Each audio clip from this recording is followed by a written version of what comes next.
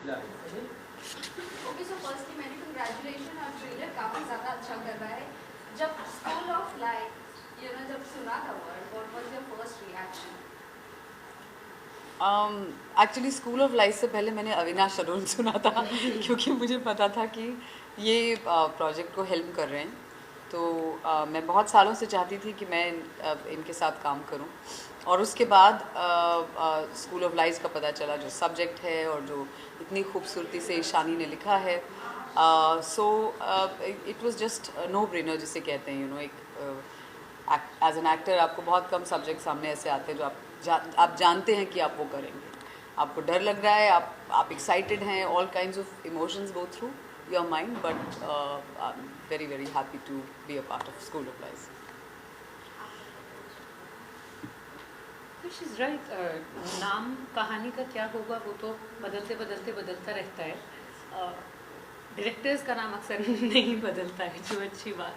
और उन्होंने कमाया है अपने नाम के लिए एक गुडविल ना। उनके साथ पहले काम किया था, वो काम करने से पहले किला देखी थी। किला देख के लगा ओहो अच्छा रहेगा काम करें, तो किया। तो छोटा 20 मिनट की कहानी थी। तीसरे दिन कहा अविनाश ये तो और ज़्यादा काम करना है आगे। फिर ये जब प्रोजेक्ट बना रहे थे तो बातचीत हुई, करना चाह रही थी, कर लिया। फिर कहानी भी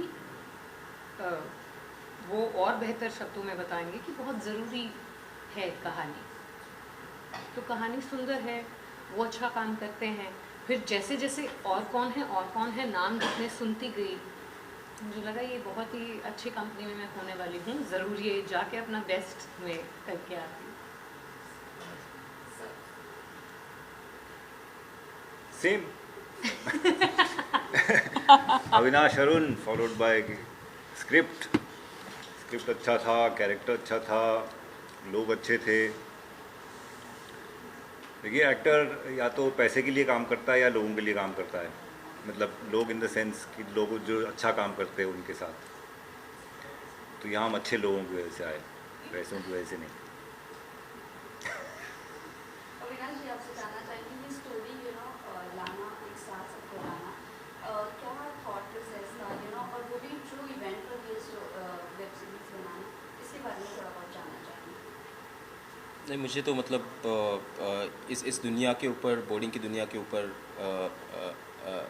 एक्चुअली बहरहाल मैंने जब पहले कुछ इंसिडेंट्स पढ़े थे न्यूज़पेपर्स में, और ये किसी एक कहानी पे या फिर एक इवेंट पे बेस्ड ऐसा नहीं है। देयर लाइक इट्स लाइक बहुत सारे इंसिडेंट्स को जब मैंने पढ़ा और एनालाइज किया, सोचा, उसके बाद लगा कि एक इस तरह की एक कुछ कहानी हो सकती है जो सिनेमैटिकली भी इंटरेस्टिंग हो, जिसको दर्शाना एट द सेम टाइम जो ऑडियंस जिसको देखे और कुछ एक नया एक डायलॉग देखने के बाद एक शायद शुरू हो, और कई अगर उनको अगर कुछ एक जो ऐसे सवाल जो अक्सर हम अपने आप से नहीं पूछते हैं या फिर दूसरों को नहीं पूछते हैं, जो दबा दिए जाते हैं, या फिर जिसको बहुत, क्योंकि ऐसा सच, क्योंकि ऑब्वियसली ये टाइटल जो है वो स्कूल ऑफ लाइज के बारे में बोल रहा है, लेकिन ऐसे बहुत सारे सच है जिसके बारे में हम लोग बात नहीं करना चाहते सोसाइटी में।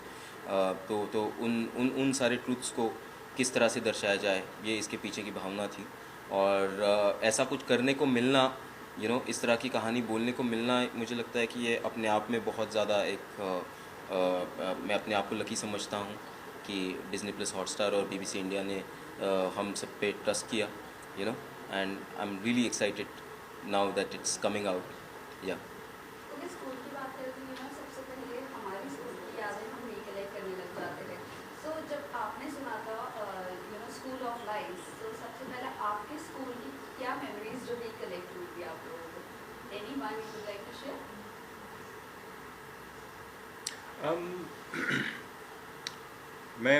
मैं भी ऑल बॉयज़ स्कूल में गया था, जैसा कि ये स्कूल ऑफ लाइफ का है।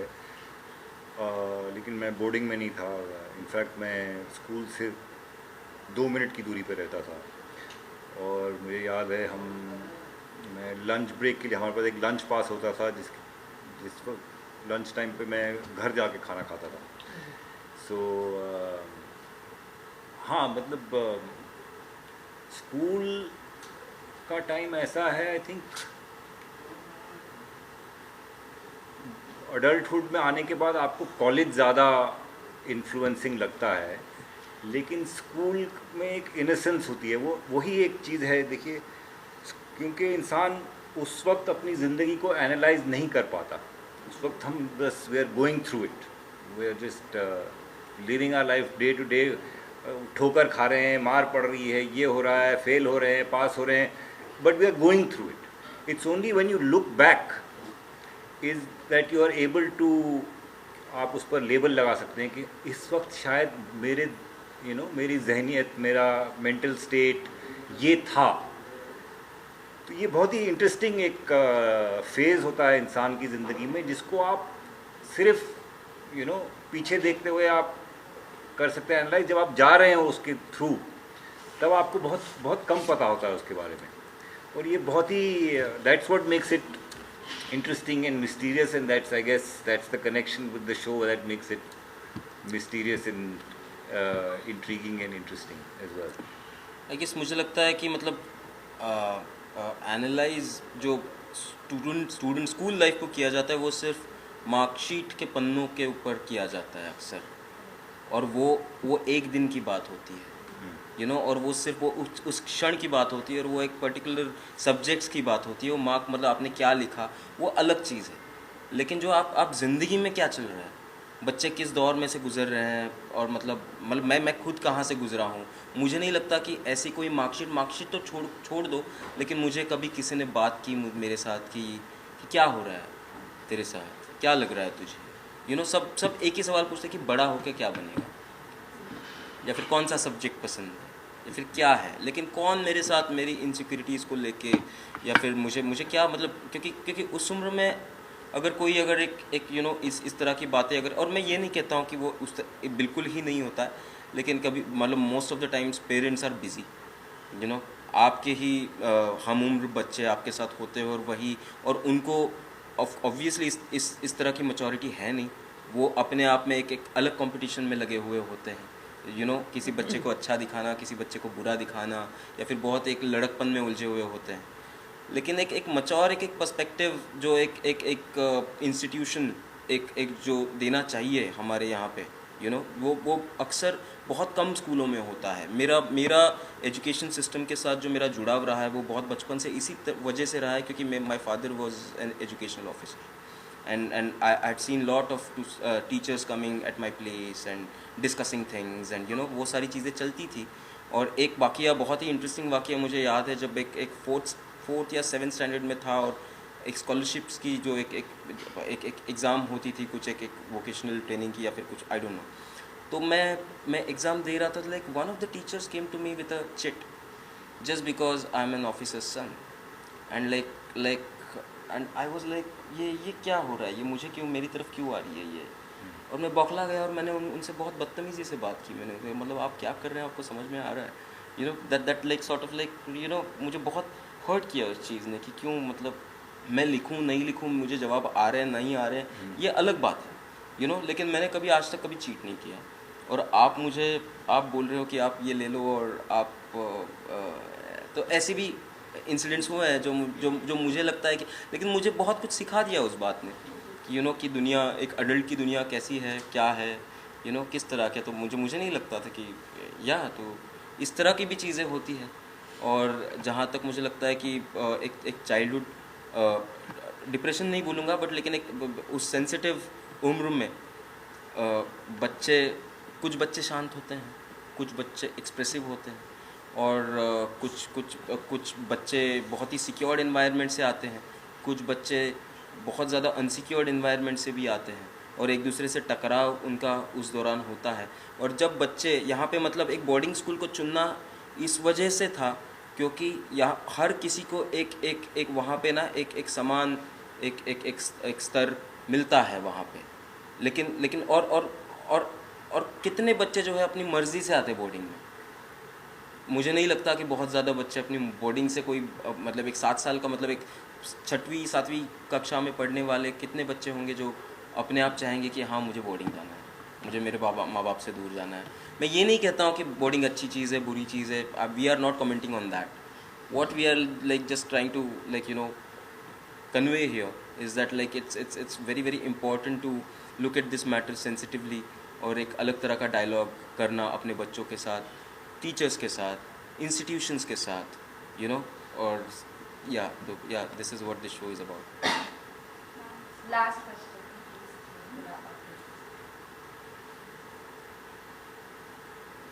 आप कुछ कहना चाहोगे? Any school memories you would like to recollect? जी, मैं एक्चुअली आर्मी बैकग्राउंड से हूँ, तो मैं कुछ 6-7 स्कूल्स गई हूँ. तो मेरे साथ मेरा बचपन मुझे पता ही नहीं था कि एक स्कूल में पूरा समय गुजारा जा सकता है. मेरे लिए वो रियलिटी थी कि हर 2-3 साल बाद हम अपना बोरिया बिस्तरा बांध के और कॉन्वॉयज़ में जाते थे. ये कैंटोनमेंट से वो कैंटोनमेंट, और वो ट्रेन ली और फिर वहाँ चले गए. तो मेरा चाइल्डहुड जो है वो ऐसा निकला कि हर 2-2.5 साल में मुझे अपने आप को हर स्कूल में रीइंट्रोड्यूस करना पड़ता था. नए दोस्त, नया मैं निम्रत हूँ, अच्छा मैं आपको पसंद करती हूँ, आप मेरे दोस्त बनेंगे क्या. और उस दौरान आई थिंक मैं आज ये ज़रूर कह सकती हूँ कि मैं एक्टर इसीलिए हूँ क्योंकि एक जो कॉमन कड़ी थी उस पूरे समय में वो ये थी कि मैं हमेशा स्टेज पे कुछ ना कुछ ज़रूर करती रहती थी. बिकॉज मुझे समझ में आ गया था कि वो एक ऐसा तरीका है जहाँ पे आपको लोग मिल जाते हैं. आप लोगों से बातचीत कर सकते हैं, लोग आपको, आपका नाम पता चल जाएगा लोगों को. सो मैं हमेशा कल्चरली ज़रूर कुछ ना कुछ करती रहती थी स्कूल में. कुछ तो ड्रामा, डिबेट, कुछ ना कुछ, जब जो मुझे स्टेज पे ले आए किसी ना किसी तरह. तो मेरी स्कूल की सबसे अच्छी मेमोरीज़ वो हैं. एक वो कॉमन थ्रेड हमेशा रहा है. कुछ स्कूल्स अच्छे थे, कुछ स्कूल्स इतने अच्छे नहीं थे. लेकिन एक अच्छे स्कूल का डेफिनेशन यही है, और मैं हमारे शो के साथ उस बात को ज़रूर रिलेट करूँगी कि एनवायरनमेंट जो है वो बच्चों के लिए नर्चरिंग होना चाहिए, और बच्चों में एक कम उम्र में कोई डर ना पैदा हो, वो सिक्योर और कॉन्फिडेंट अडल्ट्स बन पाएँ, at least in the best capacity. जो भी स्कूल्स इंस्टीट्यूशंस होते हैं वो उनको एक प्लेटफॉर्म दें जहाँ पर उनको किसी भी तरह का डर ना हो. आई थिंक वो बहुत इम्पॉर्टेंट है. और एक अच्छा स्कूल मेरे हिसाब से वही होता है जहाँ पे बच्चे इनकरेज रहते हैं हर एक अपना एस्पेक्ट एक्सप्लोर करने के लिए. भले वो एक्स्ट्रा करिकुलर एक्टिविटीज़ हों, स्पोर्ट्स हों, it's not an apples to apples competition. Every child is inspired from who they are. So that for me is a good school, and I've been very fortunate to be in some of them. मेरी memories तो काफ़ी सारी आ रही है, but एक जो मुझे लगता है अभी मीठी लग रही है वो मेरी इंग्लिश की टीचर थी सोनी रुद्रा मैम. एंड मुझे नहीं लगता कभी मैंने उन्हें थैंक यू कहा होगा, बट अभी कह देती हूँ क्योंकि मैं कोशिश करती थी फर्स्ट आ जाऊँ अकेडमिकली, सेकेंड या थर्ड रह जाती थी. और जैसे हर कंपटीशन में ये जाती थी, मैं जाती थी, फर्स्ट आ गई, सेकंड आ गई, थर्ड आ गई, कोशिश हो रही है हर जगह जीतने की.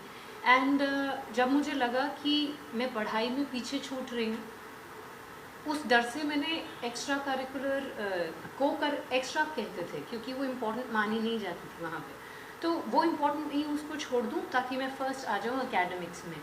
मैं वो गलती करने वाली थी, बट सोनी मैम ने मुझे कहा कि तुम जानती हो जो दूसरी बच्ची है फर्स्ट आती है, तुम सेकंड थर्ड आती हो, but I love you more. I said why? She said because you excel in different things, so to become perfect in one don't leave so many colours that you have. तो वो सब मत छोड़ते रहो, हर चीज़ करते रहो, कोशिश करते रहो, नहीं होगा नहीं होगा, बट डोंट बिकम अ किताबी कीड़ा that will take you nowhere. अब ये भी समझ में आता है कि उन्हें कोई और आपको वैलिडेशन दे या ना दे, आप खुद ये देख लो आपको अच्छा क्या लग रहा है. लेकिन अपनी तरफ से जो बेस्ट था उन्होंने कहा, और उस माहौल में वो ही बात बहुत समझ से भरी हुई थी. मैं किताबों के बाहर जितनी भी चीज़ें सीखी, कर पाई, करती हूँ, that is because she told me कि किताबी कीड़ा, एकेडमिक एक्सेलेंस इतना ज़रूरी नहीं है लाइफ में जितना लगता है. And she meant a lot to me. So what she said, 4th class के बच्चे की लाइफ आगे अलग हो जाती है अगर वो अलग तरह की होगी.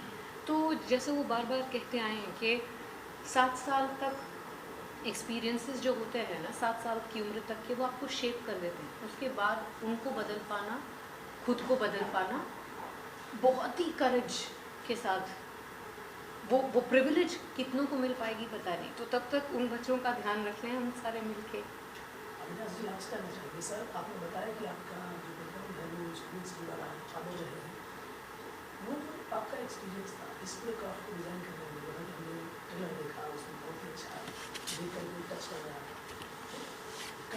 कैसे उसने आपको हेल्प की सर? किसने? जो आपका एक्सपीरियंस रहा, पर्सनल एक्सपीरियंस। आपके पिताजी एजुकेशन से जुड़े जैसे मुझे ऑफ कोर्स मतलब मैं बहुत सारे स्कूलों में पढ़ा हूँ, मैं एक जगह नहीं पढ़ा हूँ, और हमेशा नए नए बच्चों के साथ, सिस्टम्स के साथ, टीचर्स के साथ एडजस्ट अकोमोडेट करना, बुली भी बहुत बार हुआ हूँ तो मतलब एक स्कूल में तो मैं मतलब गया और पहले दिन मेरी इतनी बुलिंग हुई, right in the middle of the term में गया था, और पहले दिन इतना बुली हुआ हूँ मैं स्कूल मतलब घर गया और मैंने कुछ नहीं खाया पिया, कुछ नहीं, मैंने सिर्फ माँ बाप को बोला मैं स्कूल नहीं जा रहा, मुझे पढ़ना नहीं है, बिल्कुल नहीं पढ़ना। मतलब ये बहुत अच्छा था कि उन्होंने मेरी बात सुनी, and like they shifted just for me to the school, earlier school entire, and फिर मैंने वो टर्म ख़त्म की, and then we had to change, और हम अलग जगह गए। कौन सी क्लास में थे? मैं आई गेस मैं 7th क्लास में था। I guess yeah, Killa was like it was based on the of course everything so it's like तो वो जो होता था, तो बुलिंग हो या फिर कुछ ऐसे भी बच्चे मिलते हैं जो आपको मतलब बहुत ज़्यादा कुछ इंस्पायर कर जाते हैं, आपके ही दोस्त, ऐसे भी कुछ मिलते हैं, और तो अलग अलग तरह के एक्सपीरियंस है। तो ये किसी एक चीज़ से और एक एक्सपीरियंस से नहीं बना है, ये ऐसे बहुत सारे एक्सपीरियंसेस का एक मिल के वो आया है। And at the same time जैसे मैंने बोला कि बोर्डिंग स्कूल में मैं पढ़ा नहीं हूँ, लेकिन मुझे हमेशा वो दुनिया जो है वो मुझे बहुत एक आकर्षित करती रही है कि किस तरह का माहौल यहाँ पे होता होगा, किस तरह का डिसिप्लिन यहाँ पे होता होगा, किस तरह की सॉर्ट ऑफ लाइक एक अलग लेवल पे, एजुकेशन के लेवल पे एक क्लास इसमें होता होगा, because I have studied in like state board school, like जो होता था, मुझे जानना था कि बाबा ये दुनिया किस तरह की होगी। और या तो इस शो के दौरान मुझे वो एक एक्सपीरियंस करने का मौका मिला।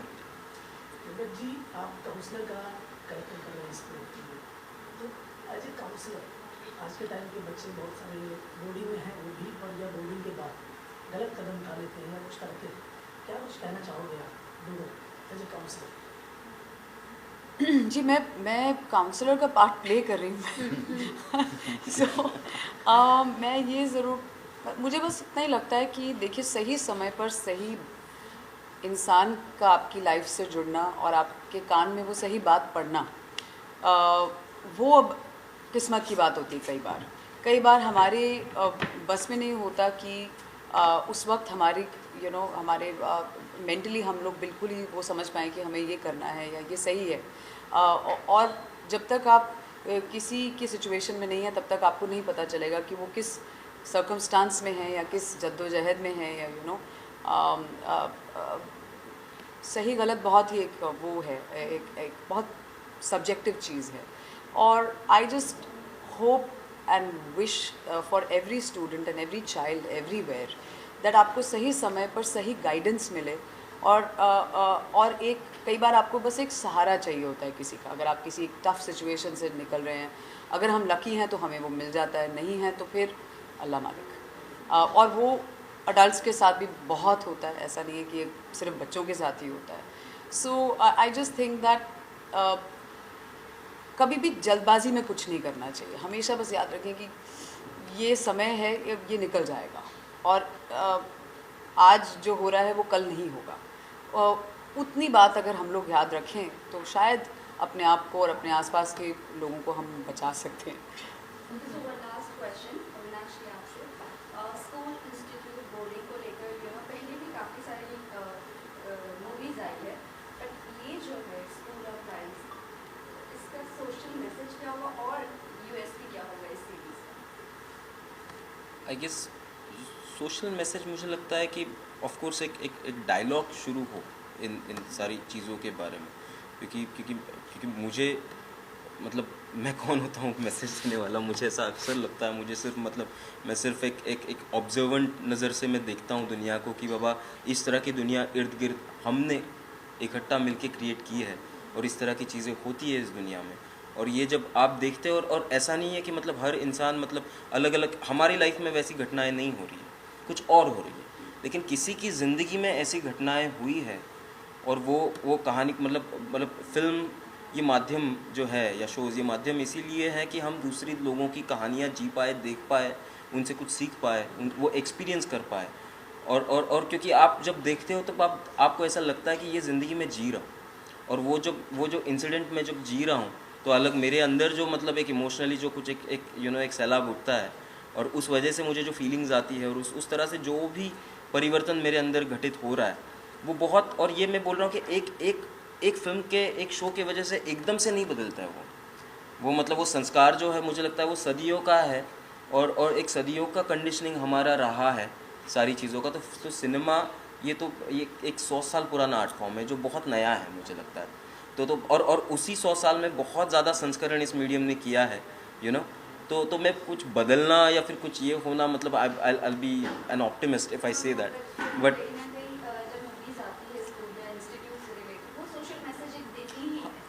हर कोई, क्योंकि ये सोसाइटी का ही चित्रण है, तो सोसाइटी का ही एक मिरर है, चित्रण है, और वो हम देखते हैं। और मतलब वो वैसी वाली बात है कि मिरर में अपना चेहरा देख के आपको समझ में आ जाता है कि यार मैं खुश हूँ, मैं कैसा हूँ, मैं बुढ़ा हो गया हूँ, मैं जवान हूँ, मैं क्या हूँ, तो वो वैसा है कि अगर वो देखने के बाद जैसे भाव आपके अंदर पैदा होते हैं उसी भाव से अंदर कुछ घटित होता है और आप अपने आप बदलते रहते हो, और लेकिन प्रोसेस बहुत स्लो है।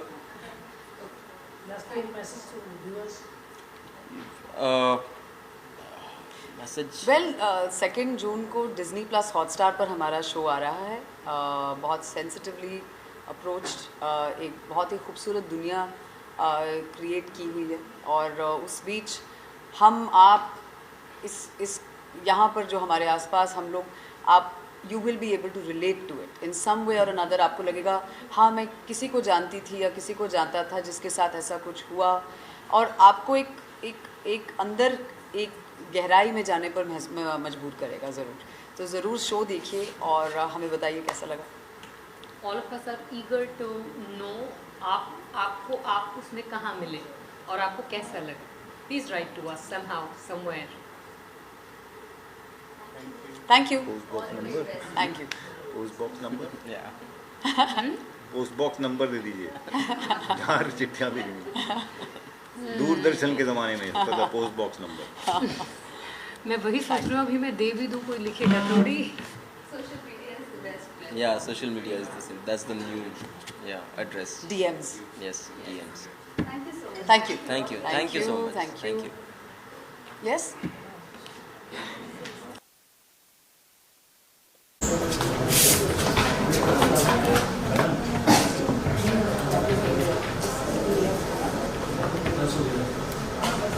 Would it be possible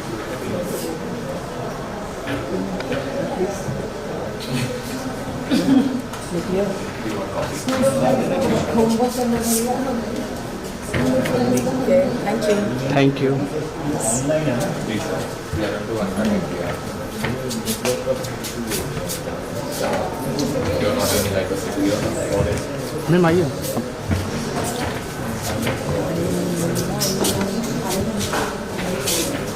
mic दे दो आप। Yeah, look center.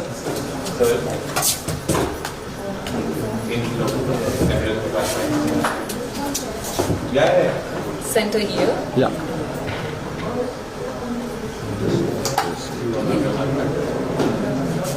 Aamir sir का भी माइक। Yeah, thank you.